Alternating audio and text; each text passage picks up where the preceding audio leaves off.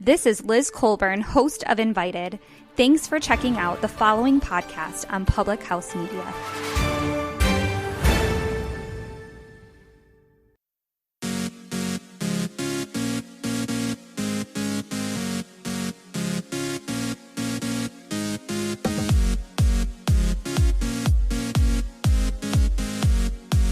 Comparison kills all joy.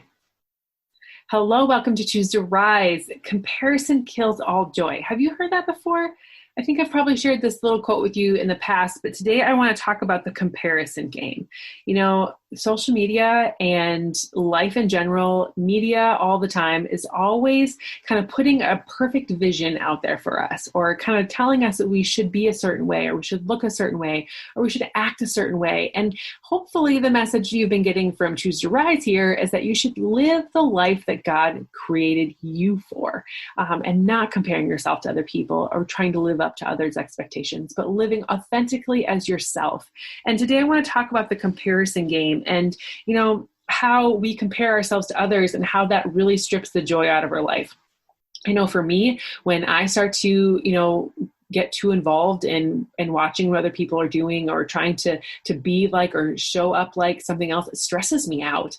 And it doesn't make me feel good. And it kind of just takes my attention away from the blessings that I have in this world. And so when I'm going on a girls trip here very soon. And, one of the things that I used to do was I would really want to know ahead of time, what's the schedule, what are the things, one, because I'm a planner, I like to know those things, but two, I think secretly, I really kind of wanted to know what those things were so that I could level up and go buy fancier clothes or try to make sure I had the perfect outfits or the perfect hair or the right makeup or the prettiest nails or whatever it might be, because I needed to fit into that scenario or the people that I was going to hang out with. But over the journey of the last few years and this self-awareness path that I've been on, the self-care journey that I've been on, I've really figured out that comparison of myself to other people and trying to live out my life like those people really doesn't serve me. It doesn't serve them either.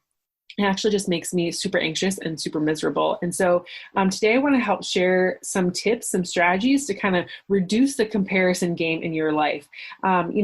We have so many, we are sometimes surprised by different people that have different priorities in life. And while you compare yourself to yourself to somebody else, why do they get to have this, or why do they have that, or how can she show up with perfect hair and nails and all the things and just never look like a hot mess, and look how I look today. But it's really just a matter of what are the things that are priorities to you. And I do like self-care. I love taking care of myself, but I don't need fancy things. I don't need my nails done all the time. I don't need makeup on every day. I don't need those kinds of things to be confident in who I am. And so those are just things that I've learned about myself that, I don't have to live that way to be a certain thing for somebody else. I get to love who I am and be me. And I hope that you know that you get to be who you are and love you and let go of the comparison of other people. So I want to give you some pro tips here on how you can, if you're finding yourself playing the comparison game, how you can, stop playing that game and just live your life. Okay. So number one, realize that you are the problem.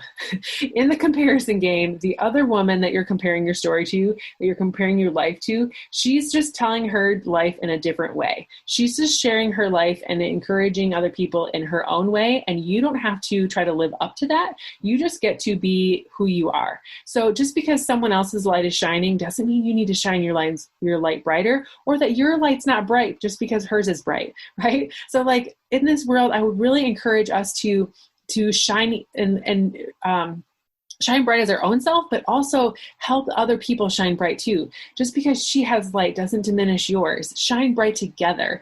And when you compare yourself in a situation, you are the problem. You're the one projecting out the fear, the doubt, those kinds of things that create a negative feeling around comparison. And so the other woman is just sharing her story and being authentic. And it would be really cool if you would do the same.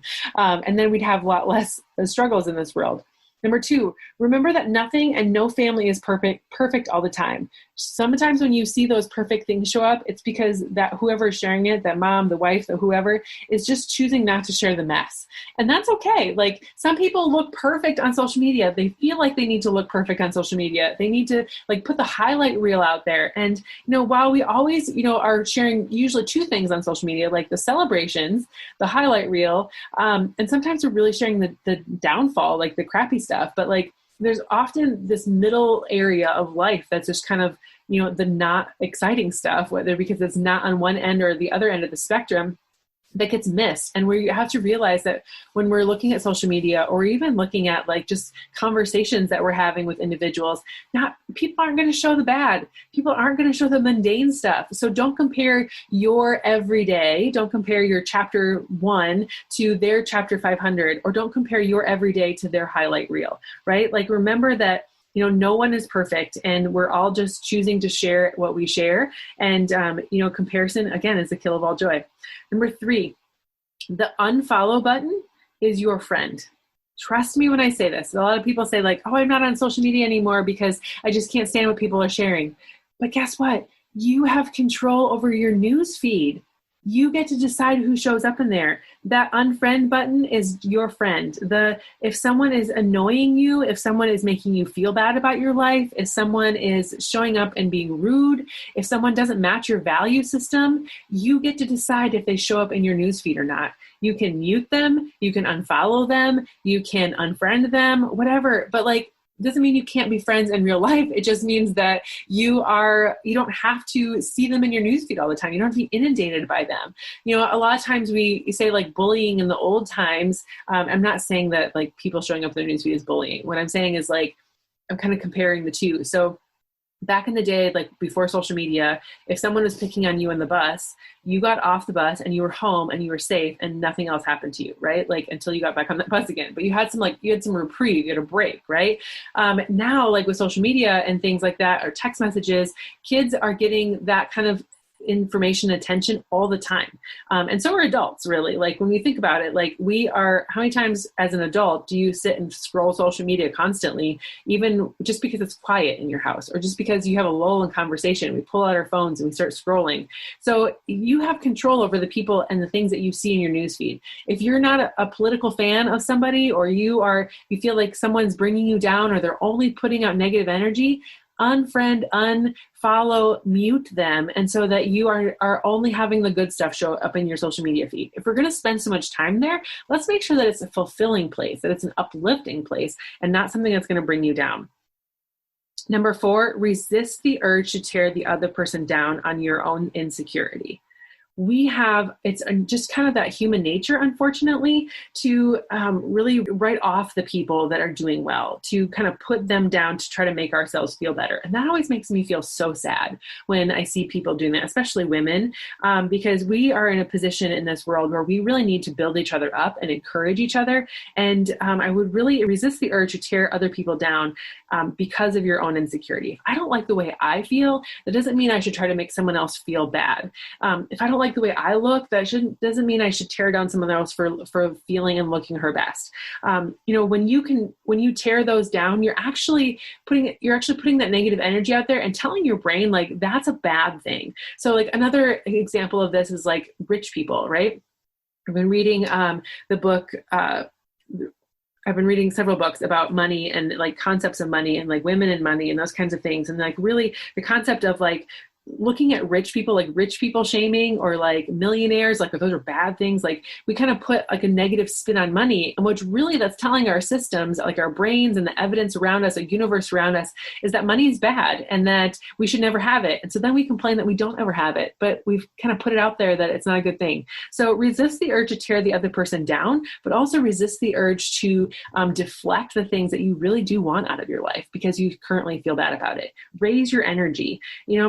Don't send the passive aggressive email or the message. Don't write out an anonymous hurtful comment on social media. The way we feel about other women says more about us than it does about them. And lashing out just fuels the hurt and the misunderstanding and makes everyone feel bad and puts more negative energy out there. Plus, if you are a mom or a role model or just anybody that has influence at all, which is all of us really, like if you're showing up and doing that for other people, like, if you're bashing other moms or talking negatively about other people in front of your kids, that gives them the green light to do the same thing. And now we're creating a legacy of bashing and not a legacy of positivity. So I would really encourage you to keep those negative thoughts to yourself and do a gut check.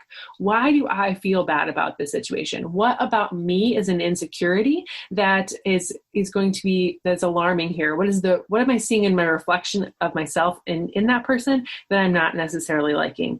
Another quote that I heard recently was, insecurities are loud and confidence is silent. And usually the things that are glaring in our heads or that are making us feel bad, the loud voices in our head are the insecurities of ourselves that are showing up in other people. And so resist the urge to tear other people down, because it gives our bodies evidence and fuels that hurt and misunderstanding into everyone around us. And the fifth tip I have for you is, when you find yourself making those comparisons, immediately write down the 3 things that you're grateful for in your life. Flip the conversation in your head. Gratitude and comparison do not get along very well and actually can't live in the same space. So if you're comparing yourself to other people, I would really encourage you to flip it around and look for the grateful things that you have in your life. What are the things that are positive that are going for you? And how can you really turn it around in your mind so that you're looking for the positives in life? This is something that I've struggled with, and I will continue to fight in my own life and in my own business and in everything that I'm doing in life, that I'm trying to really live up and being the best role model for myself and for my family and for the people around me. But you just have to understand that it's okay to not be okay, but it's also a piece of work that we all need to work on, and that we can really start to end this comparison game. We can start to coexist in harmony as we, really come together and we really focus on living out and living in harmony with other people. We all prioritize different things. We prioritize our beliefs, our desires, our thoughts, our actions. But what we often don't do enough of is really come together and understand why we act the way we do, and understand what is causing us fear or doubt or the need to compare at all in any way. So I would say, let's get honest with ourselves. Let's get super honest with ourselves, and let's really find ways that we can love on other people more than we can try to compare and pull each other down. I hope today that one of these tips, realizing that you're the problem, remembering that no one is perfect, the unfollow button is your friend, resist the urge to tear other people down, and when you find yourself comparing, immediately write down some things of gratitude. If one of those tips helps you today, I hope that you share this podcast with other people, tell other people on social media about it. Get encouraged and spread the word of positivity. Tell other people about Choose to Rise. And I hope and pray that you'll come back here every Friday as we get rocking and rolling here into August and beyond, and be a part of the conversation here as we learn to rise up out of our current situation and live your best life. Have a great day, everyone, and I'll see you back here again next time.